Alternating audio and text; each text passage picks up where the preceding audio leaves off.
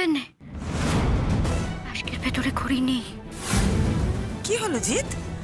ঘড়িটা দেখাও সবাইকে। আমার একটা ফোন আসছে। হ্যাঁ, সাইলেন্টে ছিল বলে শোনা যায়নি এতক্ষণ। আমি আসছি, এক্ষুনি আসছি। বিন্দির দায়িত্ব আমি নিয়েছি, ওর সম্মান রক্ষার দায়িত্বও আমার। এই ঘড়িটা তো বড়দা দাদাকে বিদেশ থেকে এনে দিয়েছিল। আমার ছেলের ঘড়ি চুরি করে আমার ছেলের হাতে পরিয়ে দিলে, চমৎকার। আপনি ওই ঘড়ির বিলটা একটু নিয়ে আসুন, সেটা দেখলে তো একদম ক্লিয়ার হয়ে যাবে মামা বাবু যে মামিমা আর বিয়ালি যা বলছে সেটা ঠিক না।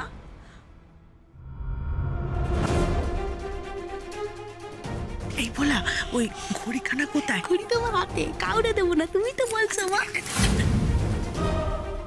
আপনাদের পায়ে পড়ি, এই বিয়ে ভাঙবেন না আপনারা, ওর মেয়েটা মরে যাবে।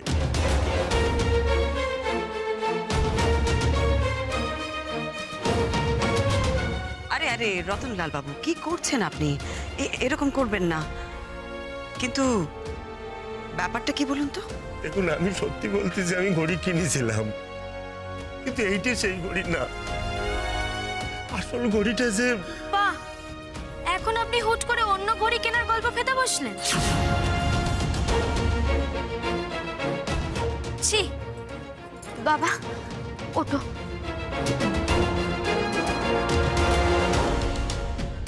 আমার বাবা কোনো গল্প বাঁধেনি। বাবা সত্যি ঘড়ি কাটা কিনেছিল, কিন্তু সেটা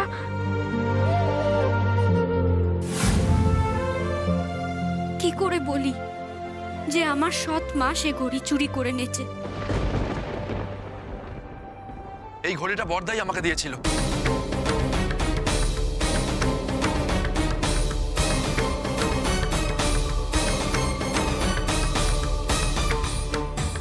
এবং এই ঘড়িটা আমি এই বাক্সে রেখেছিলাম।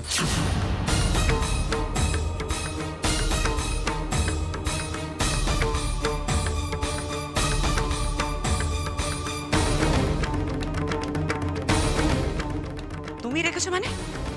এই দাঁড়াও জিৎ, একটু পরিষ্কার করে বলো তো, এই এত ঘড়ির কথা হচ্ছে না, কোন ঘড়ি কার ঘড়ি, কে কাকে দিয়েছে, কিছু বুঝতে পারছি না। তুমি ওই ঘড়িটাই বাক্সে রেখেছো মানে? বিন্দির বাবা আমার জন্য একটা ঘড়ি কিনেছিলেন এবং সেটা কোনোভাবে লাস্ট মোমেন্টে মিসপ্লেস হয়ে গেছিল। ঘড়িটা এই বাক্সের মধ্যে ছিল না এবং সেটা উনি জানতেন না। উনি যদি জানতেন তাহলে কখনোই উনি ঘড়ি হারিয়ে যাওয়া নিয়ে এত বড় নাটক করতেন না। উনি ওরকম মানুষ নন। জিৎ, তুমি নিশ্চয়ই বাক্সের ঘড়িটা চুরি হতে দেখোনি? না, কেন? না মানে ফারাক হচ্ছে তুমি কথাটা বিশ্বাস করলে আর আমি করলাম না।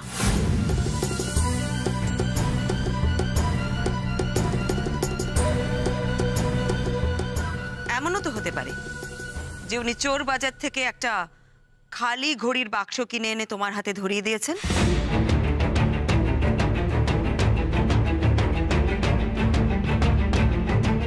আর এখন এসব ঘড়ি চুরির গল্প ফাঁকছেন, হতেই তো পারে না? বড় বৌদি,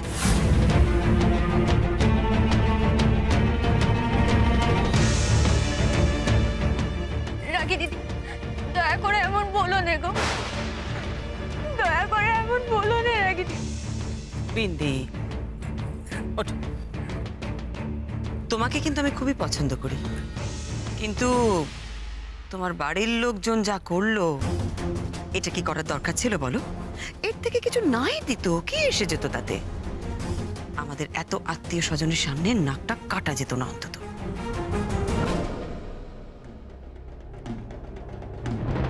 হে ভগবান, একবার শেষ চেষ্টা করেছিলাম মেয়েটার মাথাটা যাতে উঁচু থাকে, তুমি আমার সে কথাটাও শুনলে না ভগবান।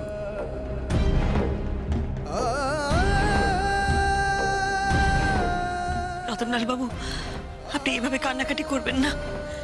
হে বিয়ে হবে, শীতাংশু তার নিজে দাঁড়িয়ে থেকে বলেছেন যে এ বিয়ে হবে। বিন্দি এবাড়ির বউ হবে না, বিন্দি এবাড়ির বউ হবে না।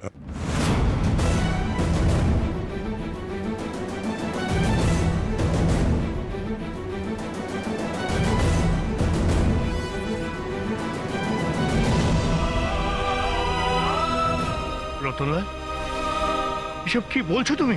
মাফ করবেন মামা বাবু, আজ আপনাদের কারখানার শ্রমিক না, এক মেয়ের বাপ বলতেছে আমার মেয়ে বিন্দির এ বাড়ির বউ আর কোনো যোগ্যতা নেই। সে এক শ্রমিকীর মাইয়ে। মা বাবু, আমাদের ক্ষমতা নেই যে বিন্দিরে এমন বাড়িতে বিয়ে দিই।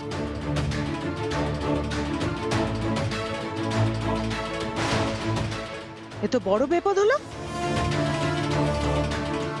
ভুল আমাদেরই হয়েছিল মা বাবু। বামুনের চাঁদে হাত বাড়ানোর স্বপ্ন দেখেছিলাম। মা বাবা, আজ আপনারে বলতেছি, সেদিন আমাদের গ্রামে যে বিয়েটা হয়েছিল জোর করে, সেটা যেমন ঠিক হয়নি, আজকে জোর করে না হোক আপোষে যে বিয়েটা হচ্ছে, সেটাও ঠিক হচ্ছে না মা বাবু।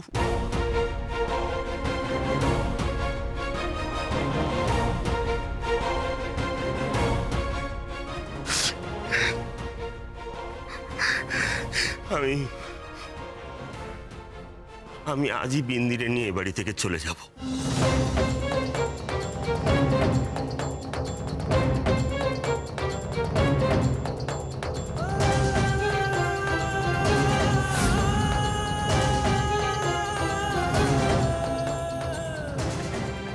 না না রতনলাল বাবু, কি বলছেন কি আপনি? আজ ওদের আশীর্বাদ, সামনে বিয়ে, আপনি ওকে নিয়ে চলে যাবেন মানে? আমারে মাফ করবেন দিদি, আমার মেয়ে বিন্দি এবারই বউ হওয়ার যোগ্য না। যাক বাবা, পরে হলেও বুঝেছি। না না না, এ হতে দেব নে, বিয়ে দেব নে। কত বড় কথা, বিয়ে দেব নে। আমি কি কালিয়াতে ফেরত যাব নাকি? বললি হলো? উকিলার এখনো পকেট ভরার কত বাকি।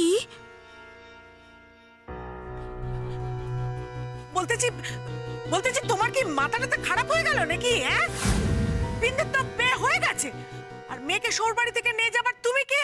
হ্যাঁ, আর এই বাড়ির লোকেরা যখন বলছে যে ঘটা করে ওর বিয়ে দেবে, ওকে ঘরে তুলে নিয়ে যাবে, তখন তুমি ওরে নিয়ে যেতে চাইছো কেন? হ্যাঁ, না না, বিয়ে হবে, বিয়ে হবে। আসলে রেগে গেলে মাথা ঠিক থাকে না কো বিন্দির বাপের। বিয়ে হবে না, আমি যখন বলতেছি তখন এ বিয়ে হবে না, কিছুতেই না।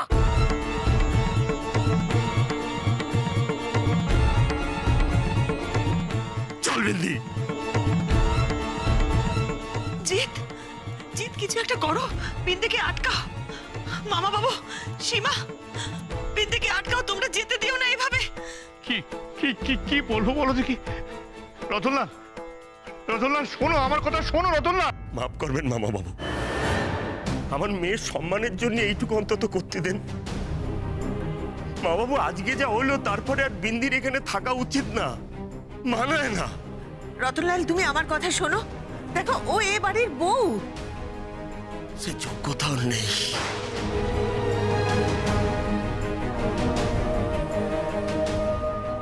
হ্যাঁ বিন্দি,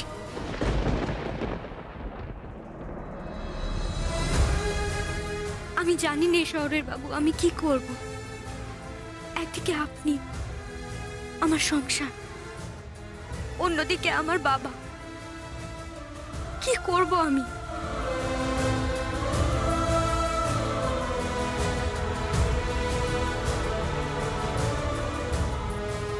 শোনো। দেখি দিদি, তোমার বাড়িতে তো কোনো কিছুই ভালোভাবে মেটে না। এ কেমন ধারা মেয়ে বাপু? আর মেয়ের বাড়িই বা কেমন? কি সর্বনেশী কাণ্ড ভাই।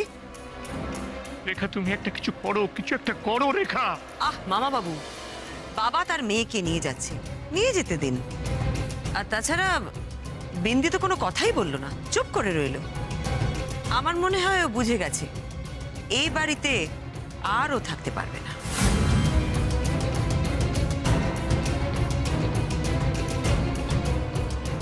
জিৎ, তুমি বিন্দিকে আটকাও। তুমি তো চেনো বিন্দিকে, ও মুখ খোলার মেয়ে নয়, ও একটা কথাও বলবে না। যাও জিৎ, তাড়াতাড়ি যাও। দাদা, ছোট বৌদি, তুমি আমার দাদাকে সবসময় বিপদের মধ্যে ঠেলো কেন বলো তো? কেউ আমার কোথাও ঠেলছে না পিয়ালি। সরে যা সামনে থেকে, এটা আমার জীবনের ব্যাপার। জিৎ, যেও না এখন, আমার কথা শোনো। ওদের একটু নিজেদের মধ্যে কথা বলতে দাও। বড় বৌদি, এখন ওরাও আমার জীবনের সঙ্গে জড়িয়ে আছে। ছোটকু, ওকে যেতে দিও না ছোটকু, প্লিজ।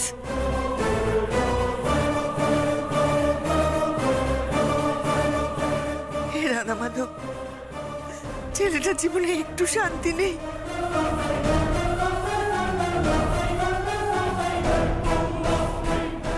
শুধু জিৎ কেন, এবারই সবাই অশান্তিতে থাকুক, সেটাই আমি চাই।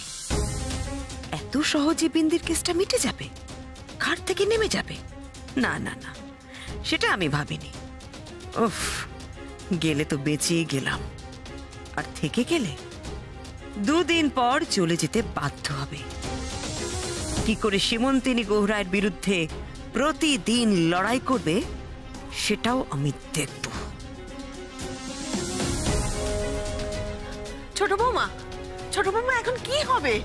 তুমি কিছু একটা করো মা, কিছু একটা করো। হ্যাঁ মিমি, কিছু একটা করো মিমি, প্লিজ কিছু একটা করো। ফোনটা দে তো, আমি দেখছি মা।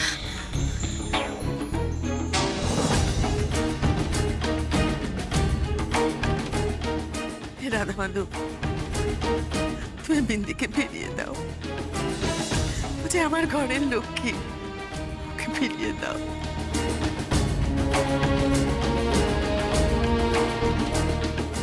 হ্যালো, এখানে থাকলে তুই মরে যাবি মা, আর এক মুহূর্ত না। শোনো, এভাবে যেতে নেই গো। তুমি তুমি মেয়েকে নিয়ে কেন শ্বশুরবাড়ি থেকে চলে যেতেছো? যেতে নেই গো। কেমন চটলপানার আগে। আমার সোনার ডিম পাড়া হাঁসের মতো জামাইটা, বলতেছি যেও নে, মেয়েকে নিয়ে চলে যেও নে। মেয়ের মুখের দিকে তাকাও। আর একটা গরিব জন্য তুমি চুপ করো তুমি। তোমার কি মনে হয় একটা গরিব জন্য আমার মেয়েরে নিয়ে আমি চলে যাচ্ছি? ওটা শুধু একটা গড়ি নাও খেলা। ওই গড়ির সঙ্গে সঙ্গে আমাদের মান সম্মান সবকিছু জলাঞ্জলি গেছে। চলে আয় মা। গরিব জন্য তুমি চলে যেতেছো তো? বলা বলা, দে দে দে দাও।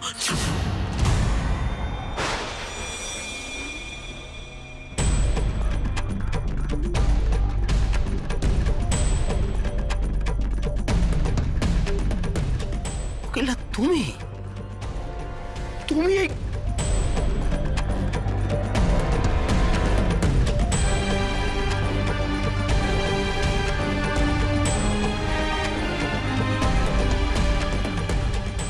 লজ্জা করে না তোমার? তুমি কি মানুষ? বাবা, বাবা শান্ত হও। আমি জানি তোমার খুব কষ্ট হচ্ছে, খারাপ লাগছে। এতগুলো লোকের সামনে তোমার মান সম্মান বলতে আর কিচ্ছু রইল না বাবা। তুমি শান্ত হও বাবা, মারে কিছু বলো না তুমি। ছি অখিলা, ছি। কিচ্ছু বলবো না তোমারে আমি, আর কিচ্ছু না।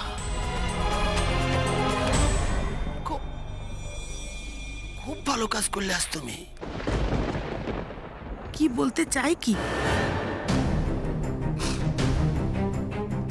বিন্দিরে, এই ঘড়িটা যদি আজকে চুরি না হতো, তাহলে তো আমি জানতেই পারতাম না যে এ বাড়ির মানুষজন তোরে কতটা কষ্ট দেয় মা।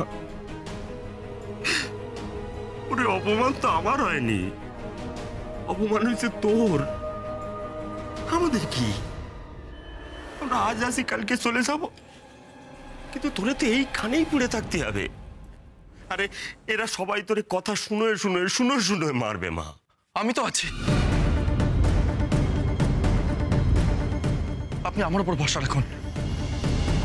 বিন্দির কোনো অপমান আমি হতে দেব না, ভরসা রাখুন আপনি। রতনলাল বাবু,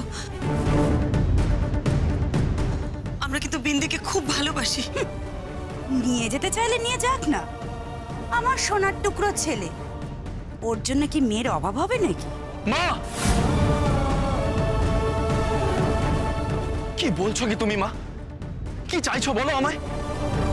যেখানে বাড়ির সবাই মেনে নিচ্ছে সেখানে তুমি আর কতদিন মা, আর কতদিন তুমি বিন্দির বিরুদ্ধে রাগ পুষে রাখবে বলো আমায়? যতদিন না আমার শ্বাস প্রশ্বাস বন্ধ হয় ততদিন। মা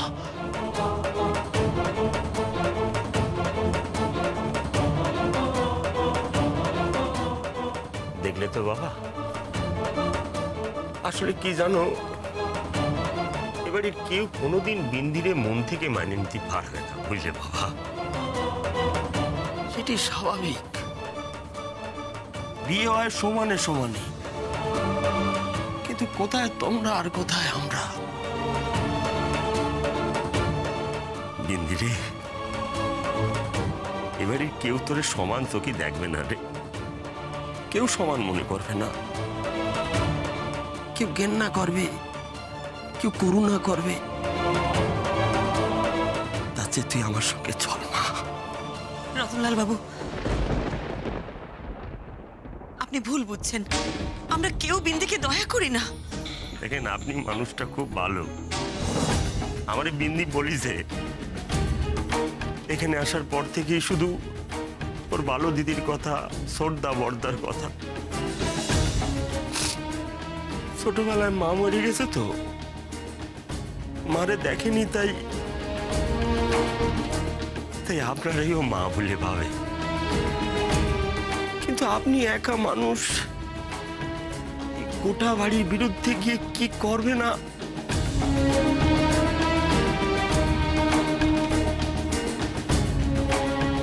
তাই আমি বলি কি, আমার বিন্দিমার শাখা সিঁদুর সহায় করে ওরে আমি নিয়ে যাই। মনে করবো ওর কপালে সুখ নেই।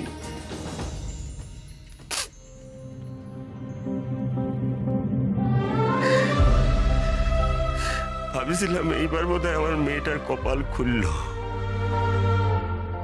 কিন্তু না, আমাদের মতো গরিব মানুষের যে স্বপ্ন দেখাই পাপ।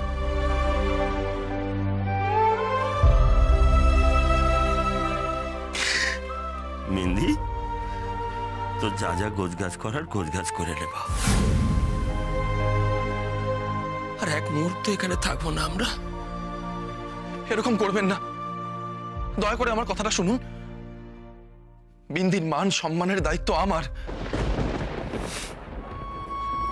তুমি তোমার নিজের কাজকর্ম বন্ধ করে আর কদিন বিন্দির মান সম্মান আগলে বসে থাকবে বলো তো বাবা?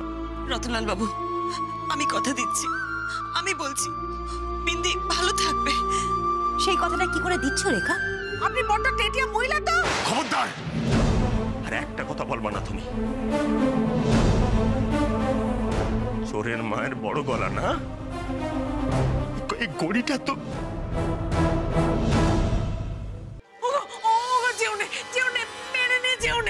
ও আমার কথাটি শোনো, যেওনে মেনে নিয়ে যেওনে, আমার কথাটি শোনো, যেওনে মেনে নিয়ে যেওনে। কিসের জন্য এত দরদ তোমার? কিসের জন্য? টাকা না, এই বড় বাড়ির লোক। থাকো তোমার ছেলে নিয়ে তুমি এখানে পড়ে, আমি আমার মেয়ে নিয়ে চলে যাবো ভিন রাজ্যে তোমার ছেড়ে। সেখানে একটা কিছু কাজকর্ম জুটে যাবে আমার। চল বিন্দি, কিন্তু চল। দাঁড়ান,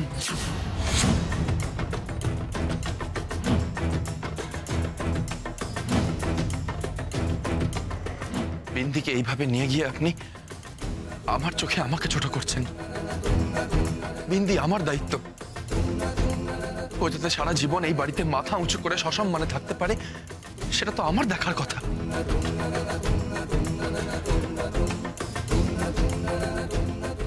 আমি আমার দায়িত্ব পালন করতে চাই। দয়া করে সেই সুযোগটা আমার থেকে কেড়ে নেবেন না আপনি।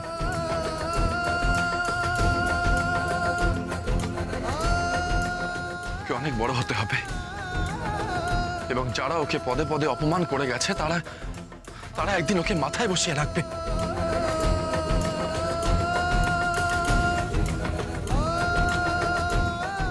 সেটাই আমার স্বপ্ন। আপনি দয়া করে আমাকে হতাশ করবেন না।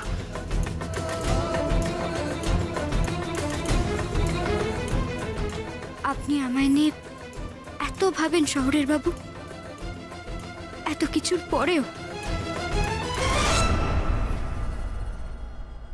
বিন্দিরও তো মতামত আছে।